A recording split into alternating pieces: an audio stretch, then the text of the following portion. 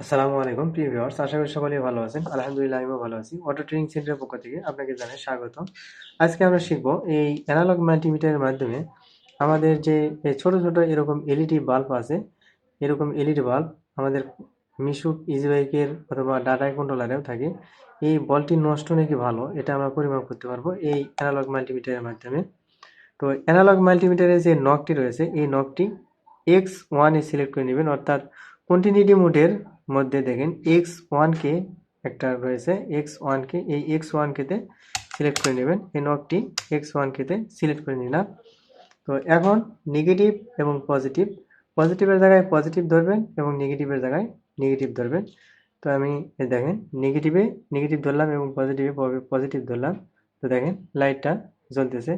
তো আপনারা এভাবে চাইলে পরিমাপ করতে পারবেন। তো আপনি যদি আমার চ্যানেলের নতুন দর্শক হয়ে থাকেন তাহলে আমার চ্যানেলটিকে অবশ্যই সাবস্ক্রাইব করবেন। এরকম নিত্য নতুন ভিডিও পাওয়ার জন্য বেল বাটনটি বাজিয়ে দিবেন। এবং আপনারা যারা অটো ডেভেলপমেন্টের কাজ শিখতে চাচ্ছেন, মোটর কন্ট্রোলার, চার্জার, গাড়ি ওয়ারিং, তারা আমাদের স্ক্রিনে থাকা নাম্বারে কল করে আমাদের সঙ্গে কন্ট্যাক্ট করতে পারেন। তো ভালো থাকবেন। আসসালামু আলাইকুম।